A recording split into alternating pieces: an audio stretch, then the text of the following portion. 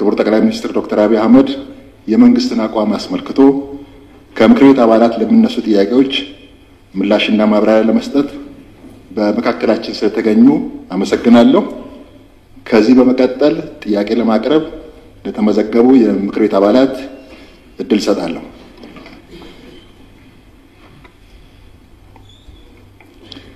አንደኛ የተከበሩ አቶ መለሰ መና።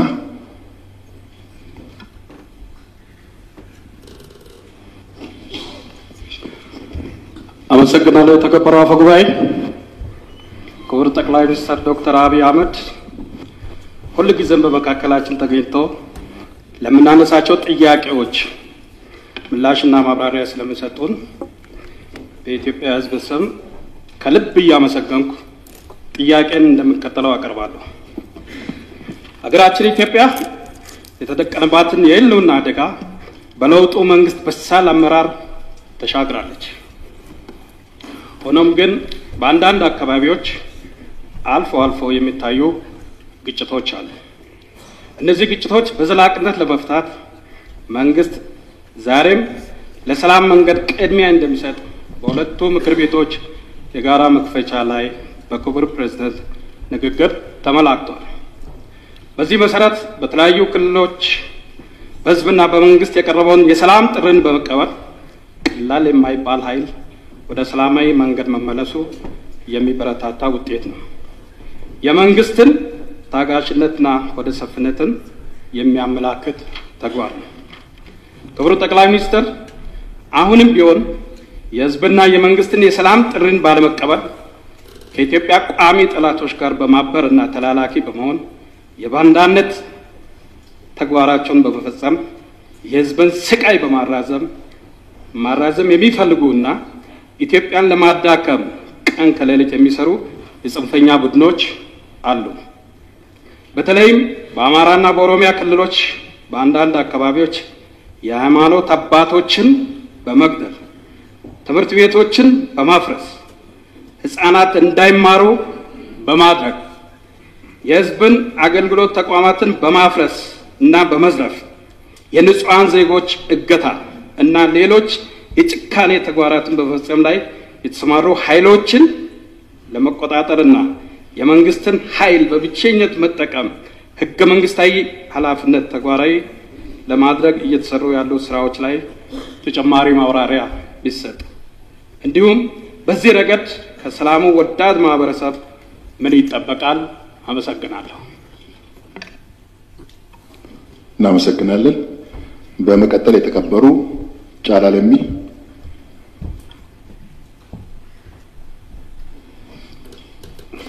አመሰግናለሁ። የተከበሩ አፈ ጉባኤ፣ ክቡር ጠቅላይ ሚኒስትራችን ዶክተር አብይ አህመድ፣ ክቡር ፕሬዝዳንት ታዬ አጽቀሥላሴ በሁለቱ ምክር ቤቶች የጋራ መክፈቻ ስነ ስርዓት ላይ የመንግስታችንን የ2018 ዓ.ም ዋና የትኩረት መስኮች በተመለከተ ያደረጉትን ንግግር መነሻ በማድረግ የምክር ቤት አባላት ለሚያነሱት ጥያቄዎች ማብራሪያና ምላሽ ለመስጠት በመካከላችን በመገኘቱ እጅግ በጣም አመሰግናለሁ።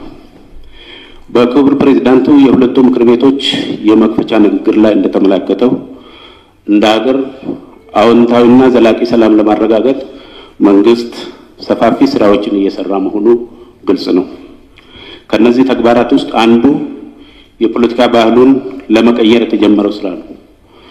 የመጠፋፋት ፖለቲካ፣ የብሽሽቅና በስሜት የመጋለብ ፖለቲካ እንዲሁም እኛና እነሱ የሚል ከፋፋይና እጅግ ኋላ ቀር ፖለቲካ ኢትዮጵያችንን ብዙ ዋጋ ያስከፈለ ልምምድ እንደሆነ ይታመናል። ይህንኑ እምነት በመያዝም መንግስት ብዙ ጊዜ ግጭትን በኃይል ለማሸነፍ ከመቻኮል በታጋሽነትና በሆደ ሰፊነት ሰላማዊ መንገድ ቅድሚያ በመስጠት ትኩረት ሰጥቶ እየሰራ ይገኛል። በዚህ የጸና እምነቱ የእርቅና የሰላም መንገድን በመከተል የሀገራችንን ሰላም አስተማማኝ ለማድረግ በርካታ ስራዎችን እየሰራ መሆኑ ይታወቃል። ለዚህም አንዱ ማሳያ የፕሪቶሪያ ስምምነትና በስምምነቱ እየተገኙ ያሉ ውጤቶች ተጠቃሽ ናቸው። ይሁን እንጂ የፕሪቶሪያውን ስምምነት ወደ ጎን በመተው ከሀገሪቱ ህግና ስርዓት ባፈነገጠ መልኩ በአዛውንቶቹ የሚመራው የህወሓት ቡድን እና አንጃው ከጦርነቱ አዙሪት ውስጥ ላለመውጣት ባላቸው ፍላጎት በሌሎች ክልሎችም ያሉ ጽንፈኛ ቡድኖችን ጭምር በመጠቀምና ከኢትዮጵያ ቋሚ ጠላቶች ጋር በማበር የትግራይን ህዝብ ዳግም ወደ ስቃይ ለማስገባት በየቀኑ የጦርነት ድግስ ያወጁ ይስተዋላል። ክቡር ጠቅላይ ሚኒስትር፣ ይህንን ህገወጥ ጦር ሰባቂ ቡድን አደብ ለማስገዛትና ግዛዊ አስተዳደሩን በማገዝ ክልሉ ሰላማዊ እንዲሆን ምን እየተሰራ ይገኛል? በተጨማሪም አንዳንድ መረጃዎች እንደሚጠቁሙት የህዋቱ የአዛውንቶች ቡድን ከሻዕቢያ ኃይሎች ጋር ግንባር ፈጥረው ለጥፋት እየተንቀሳቀሱ መሆኑ ይሰማል። በመሆኑም ሉዓላዊነታችንን የሚዳፈር የሻዕቢያ እንቅስቃሴ ለመክታት እየተሰሩ ያሉ ስራዎችና በአጠቃላይ አሁናዊ የትግራይ ክልል የሰላም የጸጥታና የፖለቲካ ሁኔታ በምን ደረጃ ላይ እንደሚገኝ ማብራሪያ ቢሰጡ አመሰግናለሁ። እናመሰግናለን። በመቀጠል የተከበሩ ተስፋን ቦጋለ። አመሰግናለሁ። የተከበሩ አፈ ጉባኤ፣ ክቡር ጠቅላይ ሚኒስትር አብይ አህመድ፣ ዶክተር አብይ አህመድ፣ የህዝብ ተወካዮች ምክር ቤት አባላት ለምናነሳቸው ጥያቄዎች ምላሽ ለመስጠት በመካከላችን ስለተገኙ እያመሰገንኩ ጥያቄ እንደሚከተለው አቀርባለሁ። በኢትዮጵያ አገረ መንግስት ግንባታ ሂደት ውስጥ ከታዩ ጉልህ ስብራቶች ውስጥ አንዱና ዋነኛው ከፖለቲካ ባህላችን ጋር የተያያዘው ጉዳይ ነው። ስብራቱንም ለመጠገን ፖለቲካችን የሐሳብ ግብይት ላይ እንዲያተኩር መንግስት በቁርጠኝነት እየሰራ ይገኛል።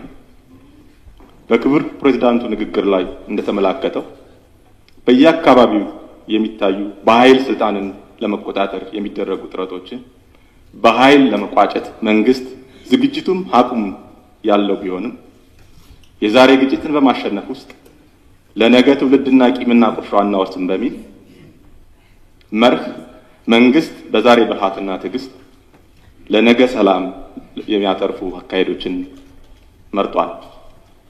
ይህንን ከግብ ለማድረስ በሀገራችን እየተተገበረ የሚገኘው አንዱ መንገድ አካታች ሀገራዊ ምክክር ማድረግ ሲሆን ሂደቱ አሁን ላይ ወሳኝ ምዕራፍ ላይ መድረሱን የህዝብ ተወካዮች ምክር ቤት በየጊዜው በሚያደርገው ክትትልና ድጋፍ ስራዎችን ማረጋገጥ ችሏል። ክቡር ጠቅላይ ሚኒስትር፣ በታሪካችን ለመጀመሪያ ጊዜ የተከፈተውን ይህን እድል ውጤታማ እንዲሆንና ከማን ምን ይጠበቃል፣ እንዲሁም በምክክር ሂደቱ ለመሳተፍ ፍቃደኛ ያልሆኑ ጥቂት የፖለቲካ ኃይሎችን በተመለከተ የመንግስት አቋም ቢብራራ እጅግ አድርጌ አመሰግናለሁ። እናመሰግናለን። በመቀጠል የተከበሩ ሙባረክ ኤልያስ።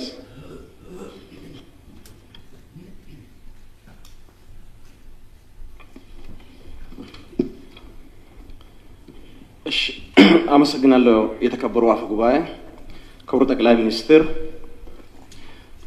ሚኒስትር፣ የኢፌዴሪ ክቡር ፕሬዝዳንት ታዬ አጽቀሥላሴ መስከረም 26 ቀን 2018 ዓ.ም ለሁለቱም ምክር ቤቶች የጋራ ስብሰባ ያቀረቡትን የመክፈቻ ንግግር በተመለከተ የመንግስትን አቋም ለማንጸባረቅ በመካከላችን ስለተገኙ እያመሰገንኩ ጥያቄን እንደሚከተለው ባጭሩ አቀርባለሁ። ክቡር ጠቅላይ ሚኒስትር፣ በመንግስት የተሞላ የማክሮ ኢኮኖሚ መሻሻያ በማድረግ የኢኮኖሚ ስብራቶችን የሚጠግኑና ወደ ብልጽግና የሚያደርሱን ፈጣንና መጠነ ሰፊ የኢኮኖሚ መሻሻያዎችን ተግባራዊ በማድረግ በክቡር ፕሬዝዳንት ንግግር ላይ ተመላክቷል። ተጨባጭ ውጤቶችም እንደተገኙበት በሐሳዊ መረጃ ተደግፎ ቀርቧል። ሆኖም ግን ከኢኮኖሚ መሻሻያው ጋር ተያይዞ ከሚነሱ ስጋቶች መካከል የመንግስት ወጪ መቀነስ፣ የብር የመግዛት አቅም መዳከም እንደ አሉታዊ ተጽዕኖዎች ይጠቀሳሉ። ክቡር ጠቅላይ ሚኒስትር፣ እንደ አጠቃላይ የማክሮ ኢኮኖሚ መሻሻያ ሂደቱና የመጪው ጊዜ ተስፋ ላይ ተጨማሪ ማብራሪያ ቢሰጥ አመሰግናለሁ። እናመሰግናለን። በመቀጠል የተከበሩ አዝመራ አንዴሞ።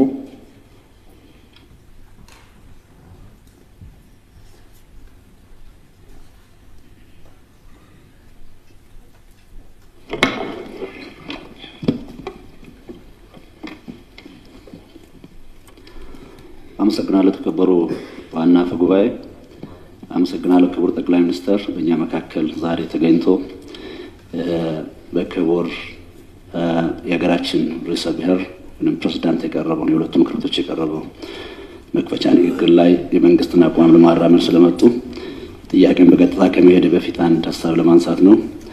የዛሬ 11 ዓመት አባይ ግድብን ለመጎብኘት እድሉ ነበረኝ። ከ11 ዓመት በኋላ ከምክር ቤታችን አመራሮች ጋር ከ10 ቀን በፊት ጎብኝተናል። ታላቅ አካባቢ ሳይሆን አገር ሆኖ በማየት እዛ አካባቢ ያለው ለውጥ ብቻ ሳይሆን በዘመናት የነበረውን ኢፍትሃዊነትን አሽቀንጥሮ በመጣል ፍትሃዊነት በሀገራችን ስለተተካ ትልቅ አክብሮት አለኝ። በሀገራችን ብቻ ሳይሆን ከለውጡ በፊት በሀገር ውስጥ የነበረውን ኢፍትሃዊነትን ጭምር ኩለት ለመሙላት በተደረገው ጥረት ውስጥ እኔ ወከልኩትን ማህበረሰብ ጨምሮ በተፈጥሮ ገነት ውስጥ ኖሮ ግን በሰው ሰራሽ ጨለማ ውስጥ የነበረው አካባቢ ሸካ ላይ 63 ሜጋቮልት አምፐር ያለው 71 ኪሎ ሜትር ላይ 230 ኪሎ ቮልት ኃይል ትራንስፎርመር ተሸካሚ ተዘርግቶ ዛሬ ህዝቡ ከጨለማ ወጥቶ መብራት ማየት ጀምሯል። በኢትዮጵያ መብራት ኃይል ሙከራ ተደርጓል። ይሄ ለውጡ በአገር ውስጥም የነበረውን የፍትሃዊነት ኩለት እየሞላ ፍትሃዊነትን ለማረጋገጥ እየሄደ ያለው ሂደት ውስጥ የለውጡ አመራር እየሰጠ ያለው ፍትሃዊ አመራር እነቱ ላይ ትልቅ አክብሮት ስላለኝ በማህበረሰቡ ስም ምስጋና ላቀርብ ፈልጋለሁ።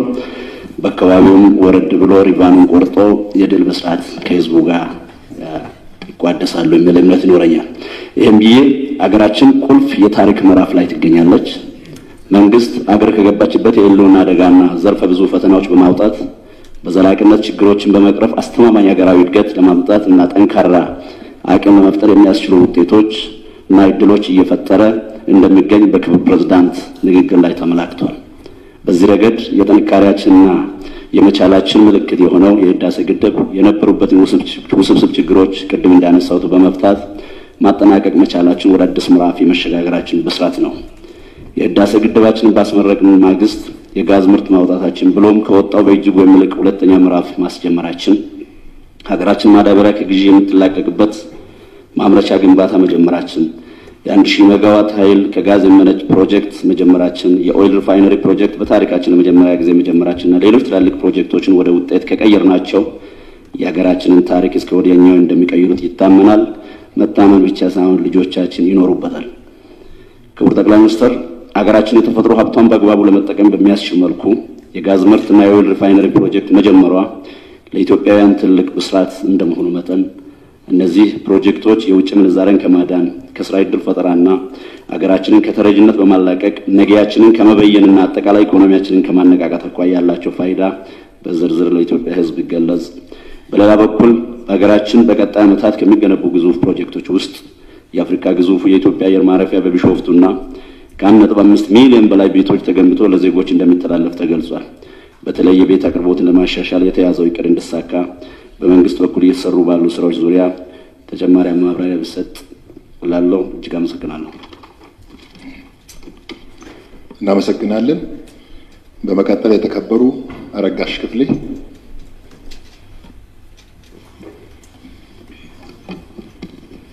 አመሰግናለሁ። የተከበሩ አፈ ጉባኤ፣ ክቡር ጠቅላይ ሚኒስትር ዶክተር አብይ አህመድ ለምናነሳቸው ጥያቄዎች ምላሽና ማብራሪያ ለመስጠት ስለተገኙ ያመሰገንኩኝ ጥያቄን እንደሚከተለው በንባብ አቀርባለሁ። የ2018 ዓመተ ምህረት ከመንግስት የትኩረት አቅጣጫዎች ውስጥ አንዱ ከስርዓት መናወጥ ጋር የማይናድ ጽኑ ሀገራዊ ተቋማት መገንባት እንዲሁም እንደሆነ በሁለቱም ምክር ቤት የጋራ መክፈቻ ላይ በክብር ፕሬዝዳንት ንግግር ተመላክቷል። ጽኑ ተቋማት ግንባታ ደግሞ ሙሉ የሆነ የሰለጠነ እና የበቃ የሰው ኃይል እና ጠንካራ ተቋማዊ አሰራር ይፈልጋል።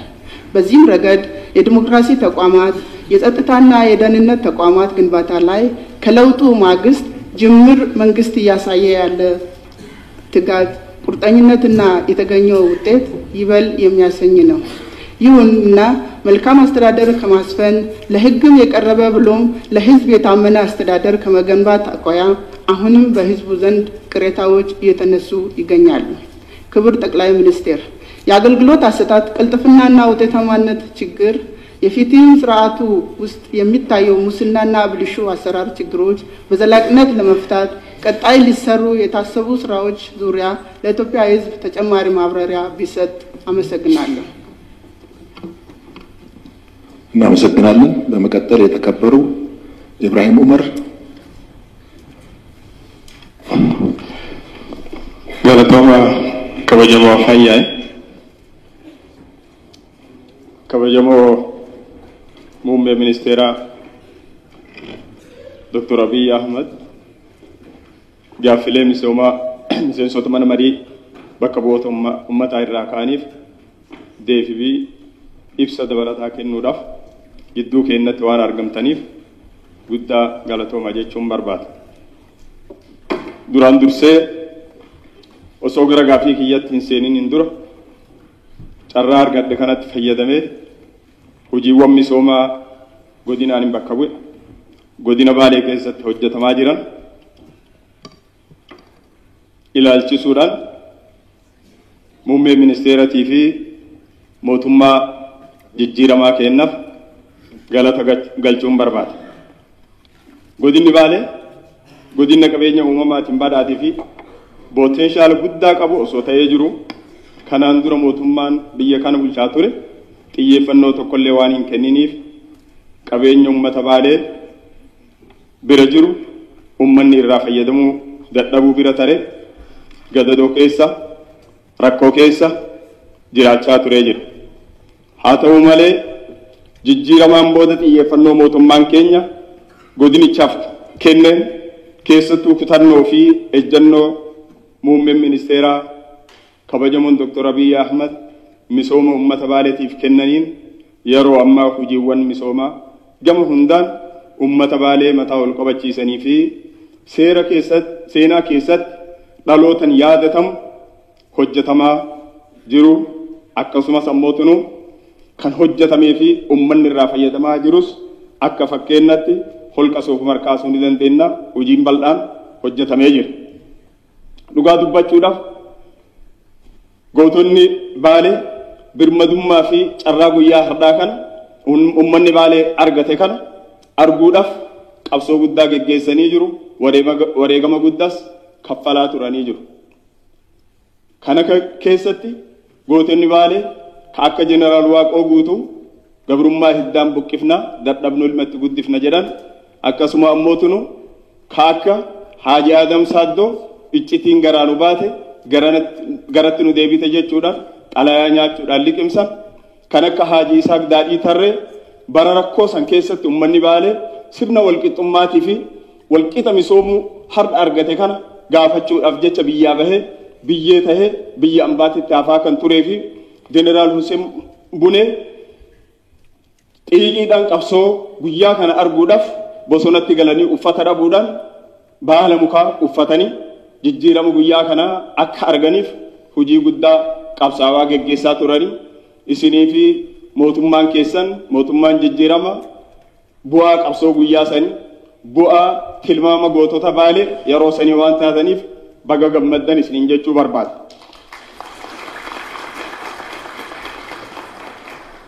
Kanuma wal qabatee uummanni godina Baalee rakkoo keessa ture irraa ka'ee jijjiirama amma dhufe kan muummee ministeeratii fi mootummaa jijjiirama galata nuti isaaniif qabnu biraan nu gahe jedhanii waan natti dhaamataniif maqaa kabajamaa miseensota mana marii kanaatiin irra deebiidhaan muummee ministeeraa akkanaa galateeffatan kabajaadhaan isin gaafata.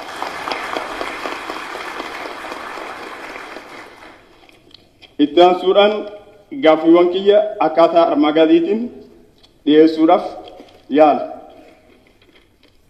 Akkuma beekamu waggoota 7 darban mootummaan misoomaa gama misooma magaalaatiin hojiiwwan jajjaboo fakkeenyummaa qaban hojjetaa turuun ni yaadatama. Keessattuu hojiiwwan qindaa'aa misoomaa koriidarii wal qabatee bu'uuraalee misoomaa garaagaraa daandiiwwan babal'aa sochii mijataa uumuu danda'an daandii imaltoota lafoo sarara imala biskileetii hojiiwwan magariisummaa magaalaatii fi paarkiiwwan adda addaatii fi sararoonni ifaa sadarkaa isaanii eeggatan akkasuma ammootinu misoomni qarqara laggeenii qulqullina qaban biyya keenya keessatti hojjetamaa turuun isaa ni yaadatama. hojii yeroo muraasa keessatti hojjetaman kun hedduu kan dinqisiifatamanii fi kanaan immoo tunu jijjiiramni magaalaa Finfinnee keessatti dhufe agarsiiftuu guddaa qofa osoo hin taane hanga amma eessa akka turre kan jedhu gaaffii kan nutti uume fi xiiqii guddaa keessa kan nu galchedha. Kanuma ulaalchisuudhaan kabajamoon pireezidaantiin mootummaa FDRI obbo Taayyee Asqasillaasee mootummaan hiyyummaa hir'isuu fi galii fooyya'aa lammiileedhaaf agarsiisuudhaaf bara 2018 kana keessa misooma magaalaatiif xiyyeeffannoo guddaa kennuudhaan akka hojjetamuu fi hawaasni keenya gadi fageenyaan akka irraa fayyadamu ni hojjetama jechuudhaan gadi fageenyaan ibsaniiru. Haa ta'u malee magaalota naannolee tokko keessatti haalli raawwii misooma qindaa'aa koriidariitiin wal qabatee dabree komiiwwan garaagaraa yoo ka'an mul'ata.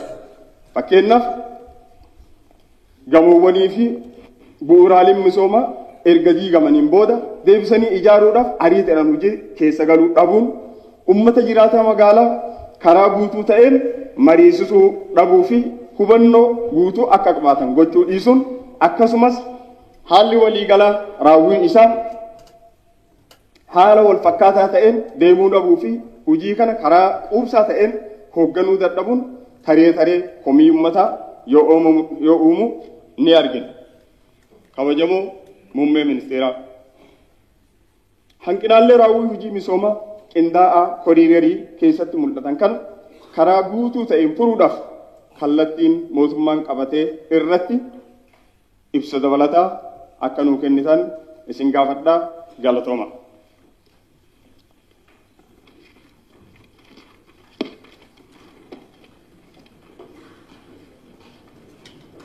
እናመሰግናለን። በመቀጠል የተከበሩ ዶክተር ነጃት ግርማ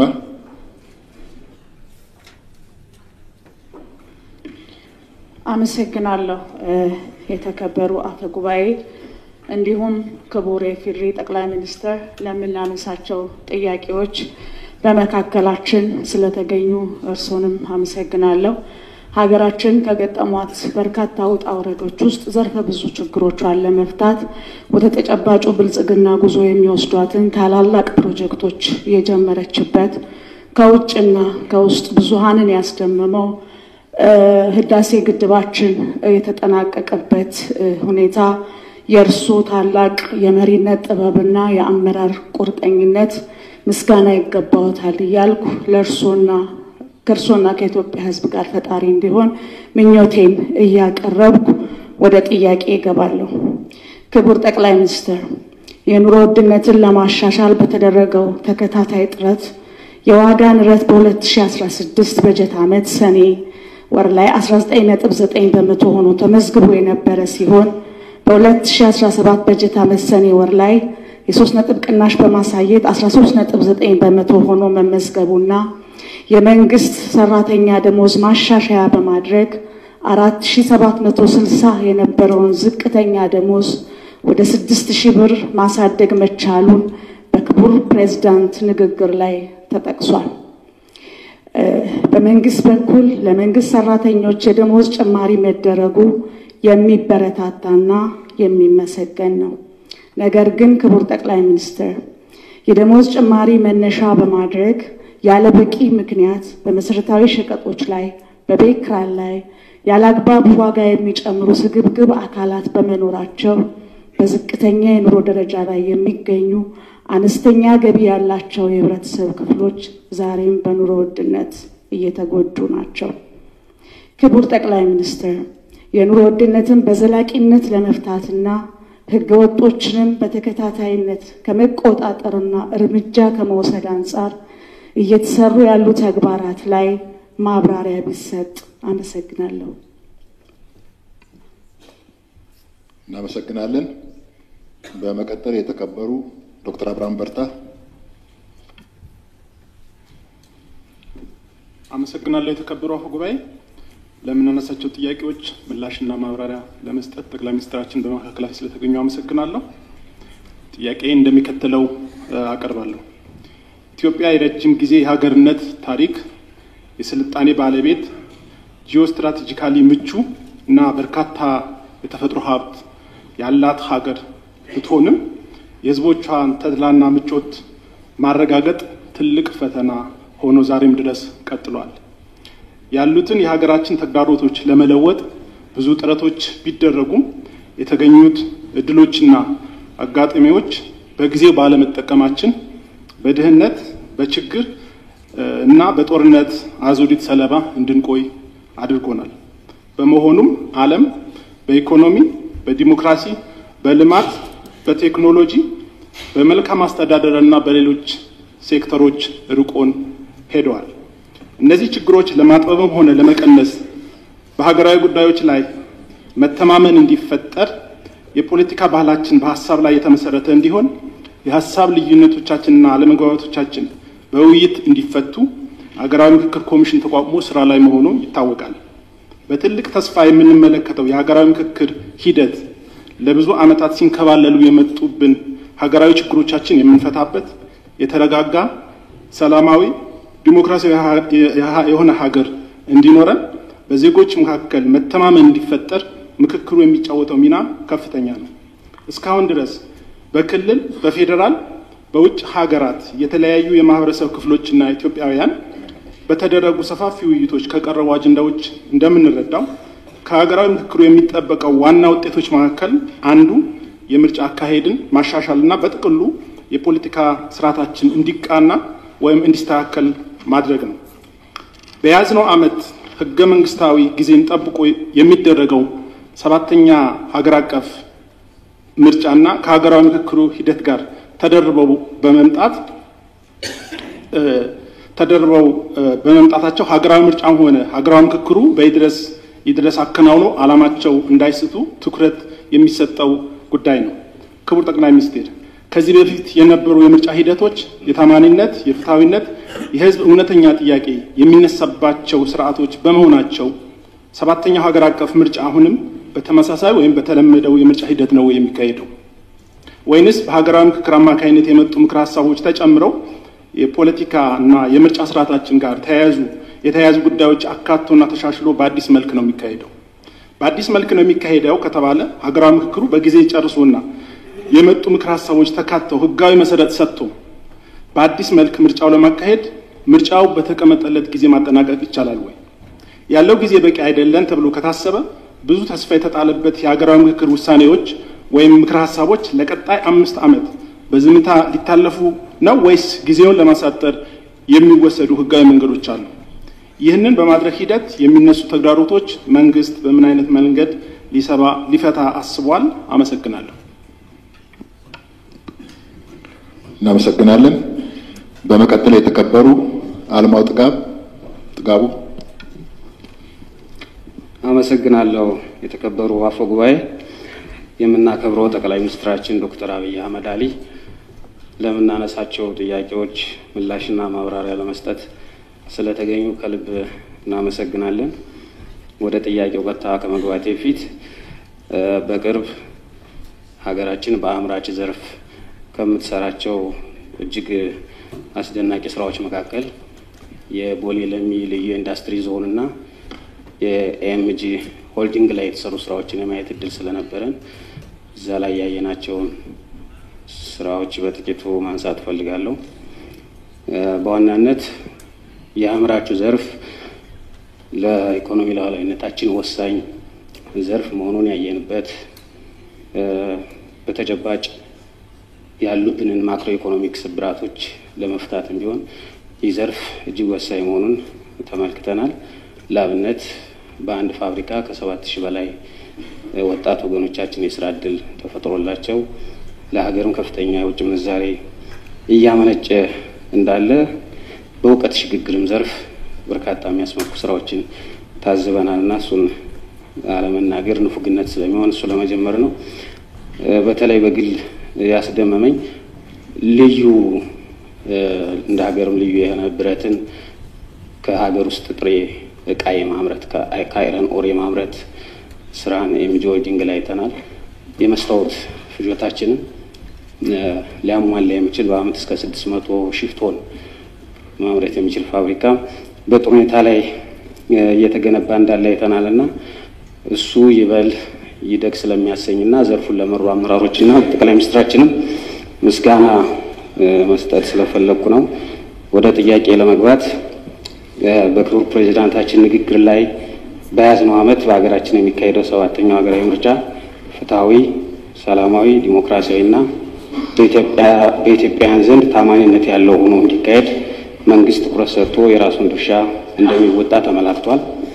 በሀገራችን ህገ መንግስት መሰረት የመንግስት ስልጣን የሚያዘው በዲሞክራሲያዊ መንገድ በህዝብ ምርጫና ይሁንታ ሆኖ ሳለ በምርጫ የማያምኑ የህዝብን ድምጽ ለመቀበል ፈቃደኛ ያልሆኑ ስልጣንን በኃይልና በጉልበት ብቻ ለመያዝ የሚመኙ ኃይሎች ደግሞ ዛሬም ቅዠታቸውን አላቆሙም። በተለያዩ የማህበራዊ ሚዲያ አማራጮች የህዝብ አመጽ ለመቀስቀስ የሚንቀሳቀሱና ኋላ ቀር የፖለቲካ አስተሳሰብ ያላቸው ጽንፈኛ አካላት ምርጫ እንደማይካሄድ እና አስቻይ ሁኔታ እንደሌለ አስመስለው እየቀሰቀሱ ይገኛሉ። ክቡር ጠቅላይ ሚኒስትር የቀጣዩ ምርጫ በክቡር ፕሬዝዳንቱ ንግግር እንደተጠቀሰው ሰላማዊ፣ ተአማኒና ፍትሃዊ እንዲሆን በመንግስት በኩል ምን እየተሰራ ይገኛል? ከባለድርሻ አካላትስ ምን ይጠበቃል? በተለይ አመጽን እና ሁከት መንገድ መርጠው መርዛማ ፕሮፓጋንዳ በየዕለቱ የሚረጩ የጥፋት ኃይሎችን በጋራ በመመከት ከእያንዳንዱ ዜጋ ምን ይጠበቃል? አመሰግናለሁ። እናመሰግናለን። በመቀጠል የተከበሩ ሽሩቤ ገመዲ።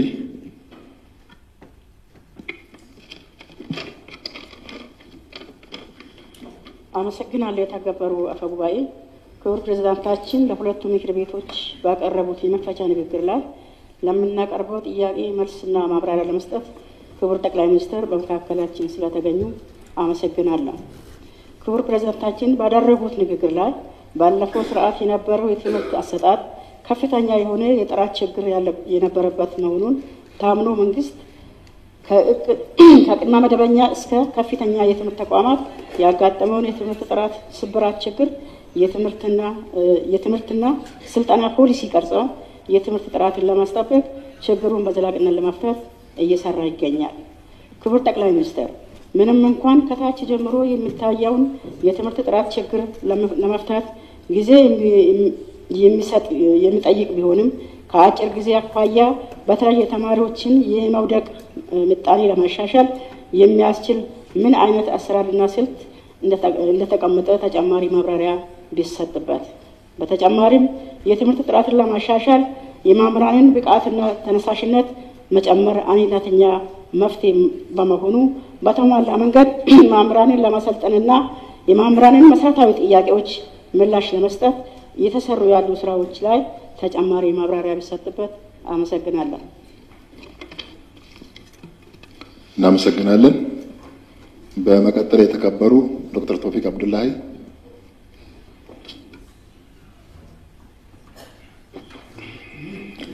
አመሰግናለሁ። የተከበሩ አፈ ጉባኤ፣ እንዲሁም ጠቅላይ ሚኒስትር ዶክተር አብይ አህመድ መስከረም 26 2018 ክቡር ፕሬዝዳንት ታዬ አጽቀሥላሴ ለሁለቱ ምክር ቤቶች የመክፈቻ ጉባኤ ባቀረቡት ንግግር ዙሪያ ለምናቀርባቸው ጥያቄዎችና አስተያየቶች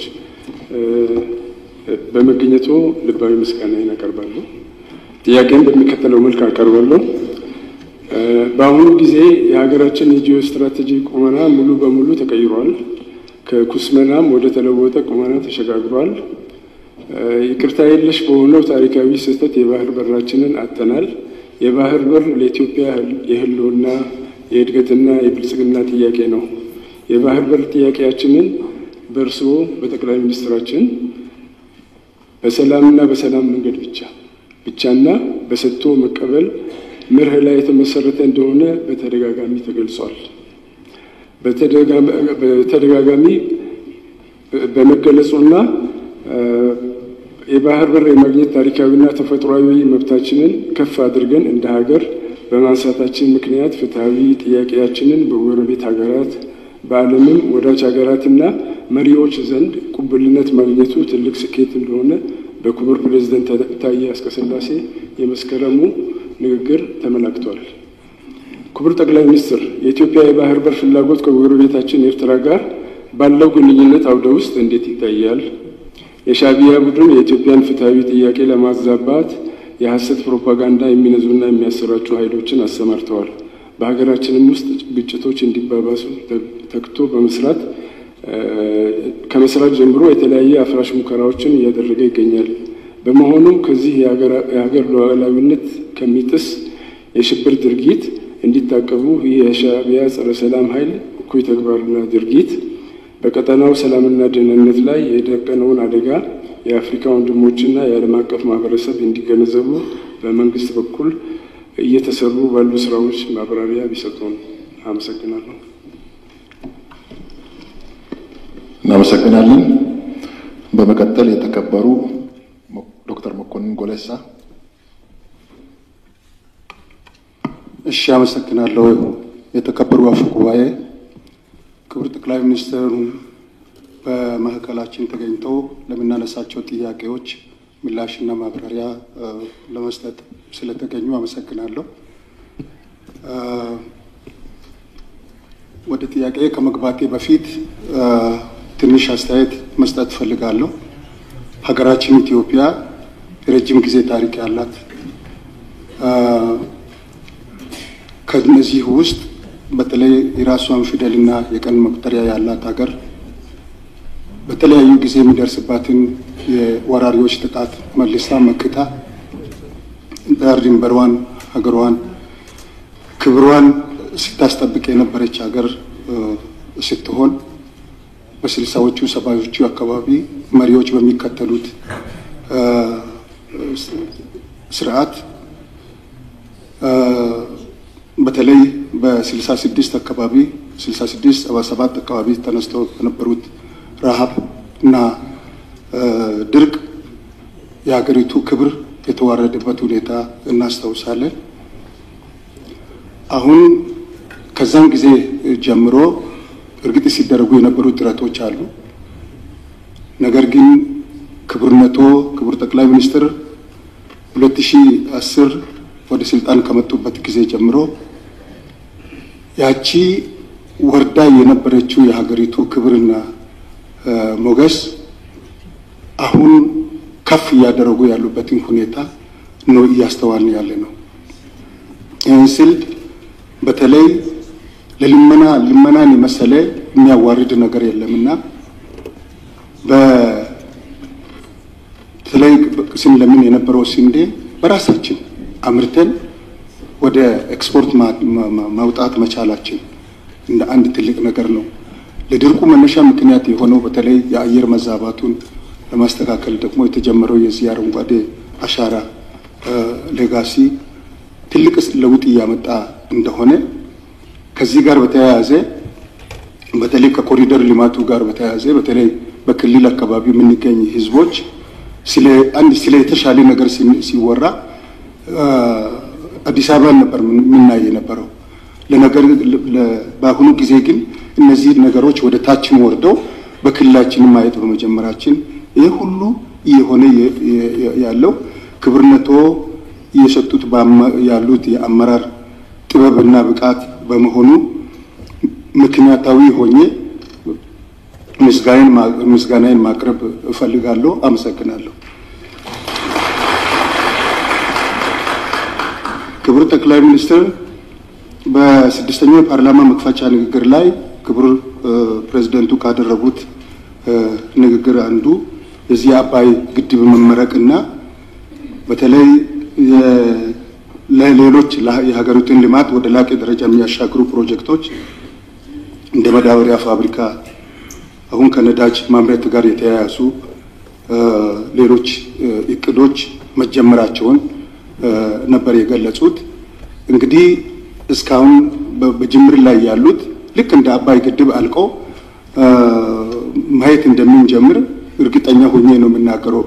እያሳዩ ካለው ብቃት ማለት የአመራር ብቃት ይህን ካልኩ የአባይ ግድብ ተገድቦ አልቋል።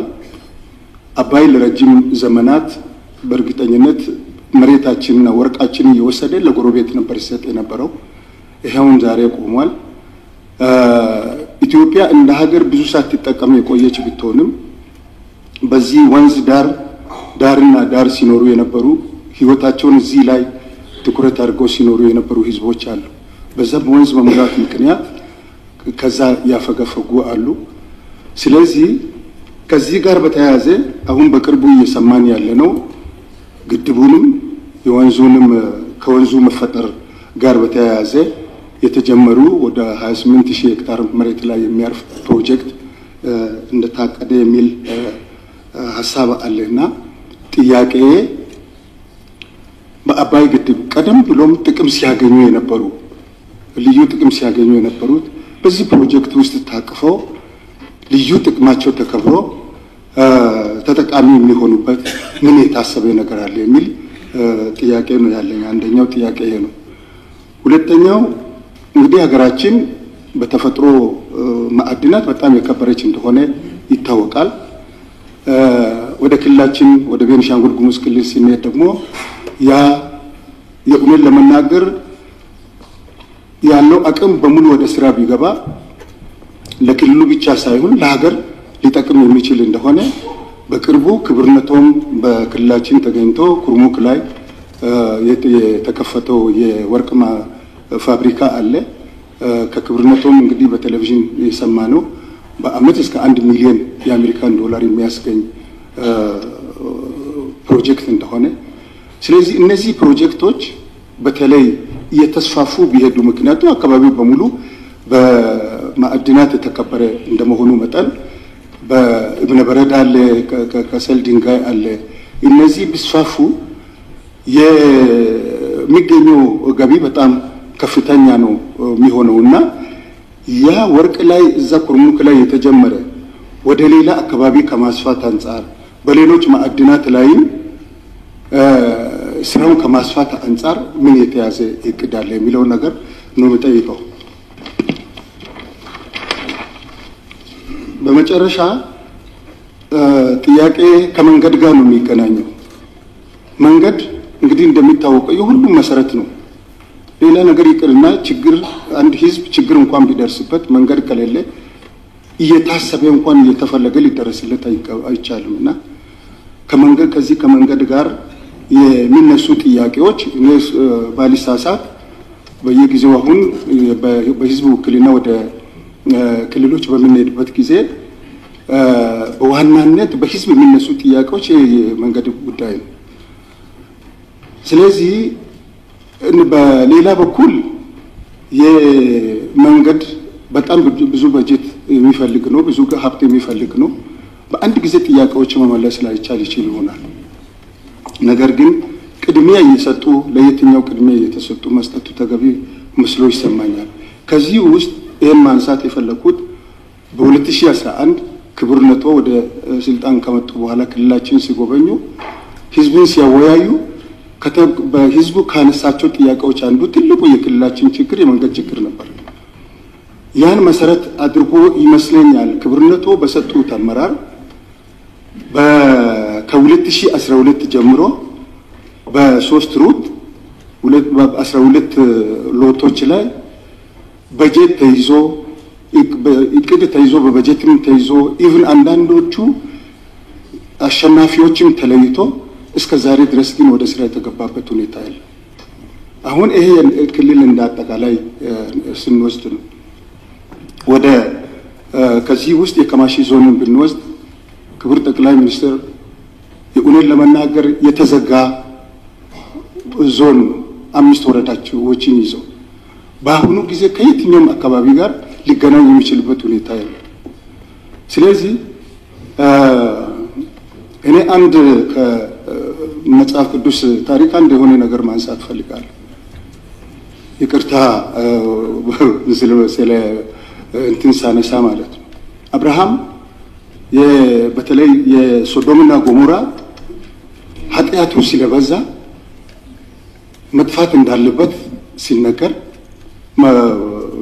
እግዚአብሔር ለአብርሃም ነገረው። አብርሃም ግን ቆሞ ከዚህ ከሚጠፋው ህዝብ ውስጥ 50 የሚሆኑት ንጹሃን ሰዎች አሉ። ለነዚህ ብሎ እግዚአብሔር ይችን ከማጥፋት አይቆጠብም ወይ ብሎ ጠየቀ። እተዋለሁ ምራለሁ አለ። ኦኬ ከነዚህ ከ50ዎቹ ውስጥ 5ቶቹ እንኳን እንትን ቢሆን ለ45ቱ ብለህ አትምርም ወይ የሚል ቀጠለ። እንደዛ እያለ የእግዚአብሔር ምሕረት ያየጥበት ሁኔታ አለ። የከማሺ ህዝብ ዞን የከማሺ ዞን ህዝብ እውነት ለመናገር በመብራት 10 ዓመት ሙሉ የሚገርመው ደግሞ ከ4 ዓመት በፊት ጀምሮ ለሰብስቴሽን ብር እንደተገኘ አሸናፊ እንደተለየ ወደ ስራ ግን የተገባበት ሁኔታ የለም። የመንገድ ችግር ደግሞ እነሆ አሁን 5 ዓመት ሙሉ ከዛ አካባቢ መውጣት የሚችልበት ሁኔታ የለም። የቴሌም ብንወስድ ተመሳሳይ ነው። እነዚህ ሶስቱ ነገሮች የሚነጣጠሉ አይደሉም። ተማሪዎቻችን እኮ ነገ ያን አካባቢ ሊመሩ የሚችሉ ልጆች ከሌላ ሀገር ጋር ከሌላ ክልል ጋር ኮምፒት ሊሆን የቻሉ አይደለም። ምክንያቱም መብራት የለም። የሚፈልጉትን ነገር ዳውንሎድ አድርገው እንኳን ማንበብ እንዳይችሉ ትልቅ ችግር ውስጥ ነው ያለ ነውና ክቡር ጠቅላይ ሚኒስትር የእውነት ለመናገር መጠየቅ የፈለኩ በህዝብ ስም መጠየቅ እንፈልገው ከማሺ ላይ የነበረ ችግር ካለ በዚህ ምክንያት እዛ ውስጥ ንጹህ የሆኑ ህዝቦች አሉ፣ ምንም እንትን የሌላቸው ኃጢአት የሌለባቸው። በዚህ ምክንያት እኔ ምሕረት ተደርጎላቸው የእውነት ለመናገር እንትን ቢደረግ ጥሩ ነው የሚል መልእክት ለማስተላለፍ ነው። አመሰግናለሁ። እናመሰግናለን። በመቀጠል የተከበሩ ዶክተር ደሳለኝ ጫኔ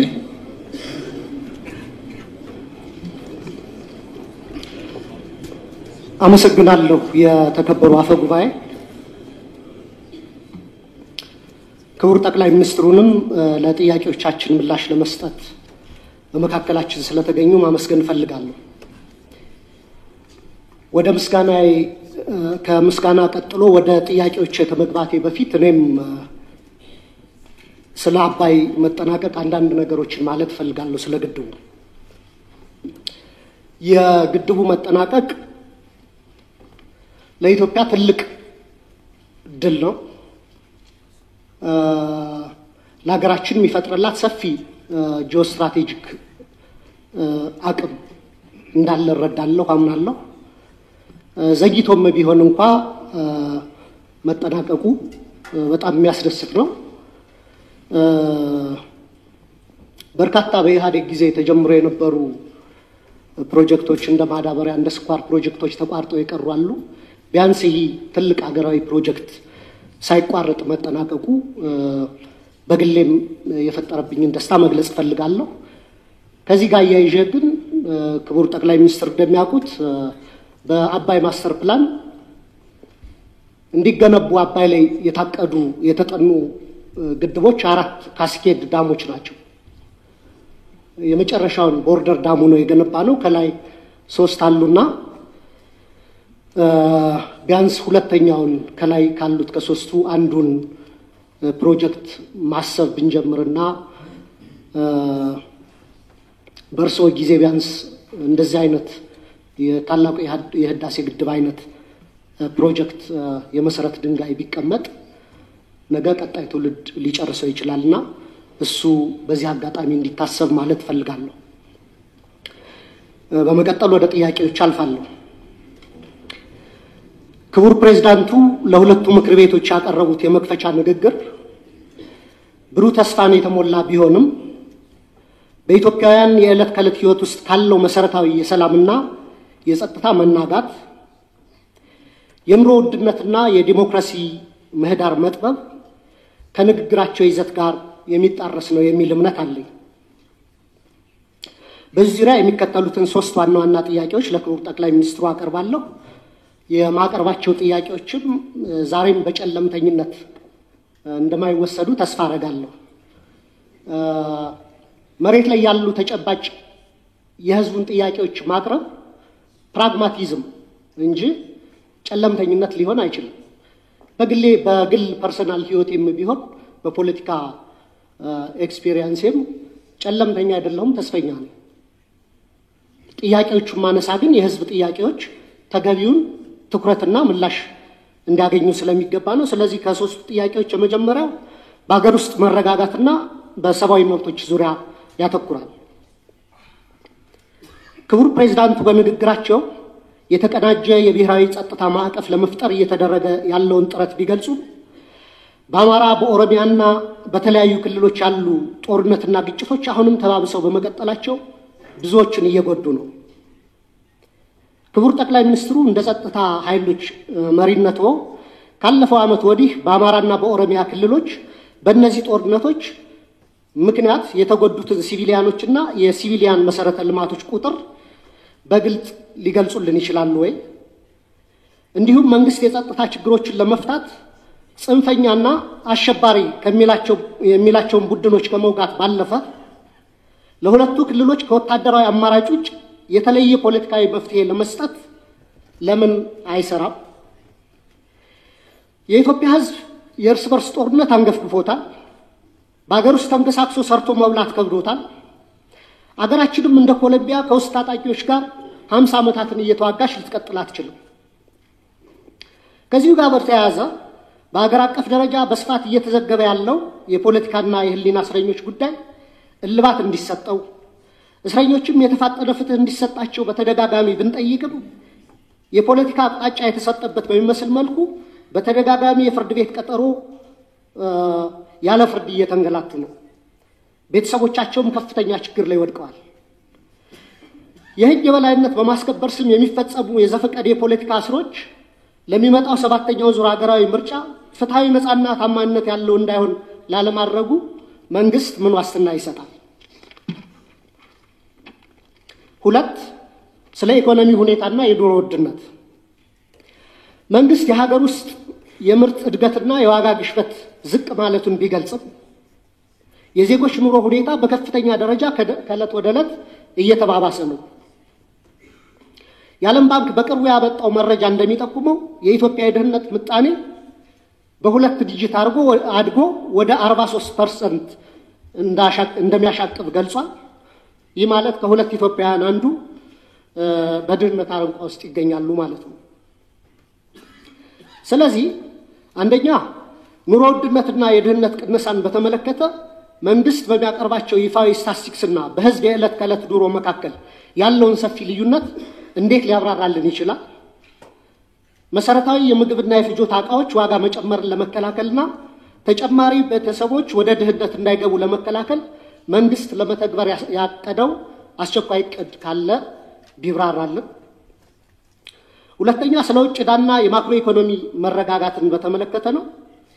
ኢትዮጵያ ለፋይናንስና ለማክሮ ኢኮኖሚ መረጋጋቷ ከፍተኛ ስጋት የሆኑባት ከባድና ዘላቂነት የሌላቸው የውጭና የሀገር ውስጥ ዕዳ ፈተናዎች ተደቅነውባታል።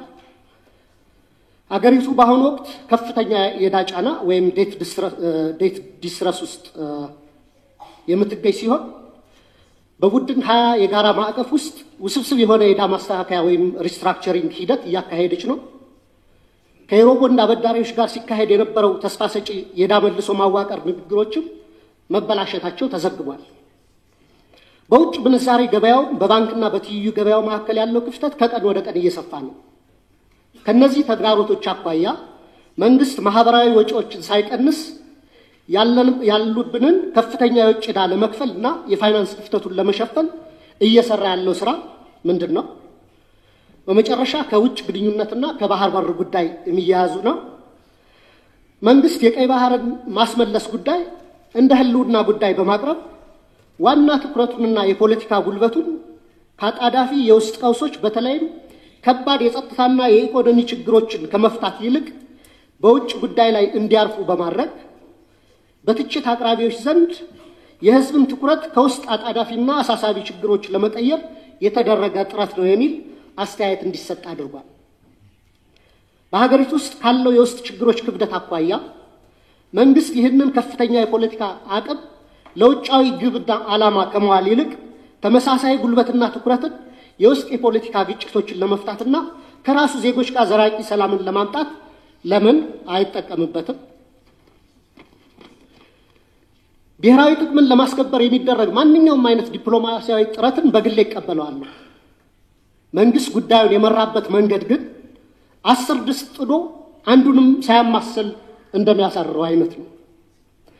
መጀመሪያ ከኤርትራ ጋር ሰላም ተፈጠረ፣ የወደብ መጠቀም ውስጥ እንገባለን ተብሎ መንገዶችን ወደ ማደስ ተጀምሮ ነበር። እሱ በምናውቀው መንገድ ተቋረጠ። ከዛ ከሶማሊላንድ ጋር ውል ተፈጸመ። ከዛ ከጅቡቲ ጋር ታጁራን ለማልማት ከዛ እንደገና ከሶማሊያ ጋር ባንካራ ውጤት ተሞክሯል። ግን እስካሁን ተጨባጭ ውጤት አልታየም። ትላንት ይመስለኛል እንዲሁም የታጁራን ወደብ ሳውዲ በረጅም ጊዜ የሊዝ ውል እንደወሰደችው እየሰማን ነው። ከኛ በኋላ መጥቶ ይመስለኛል። አሁንም ደግሞ ከኤርትራ ጋር በጦርነት ዋዜማ ላይ የምንገኝ ይመስለኛል።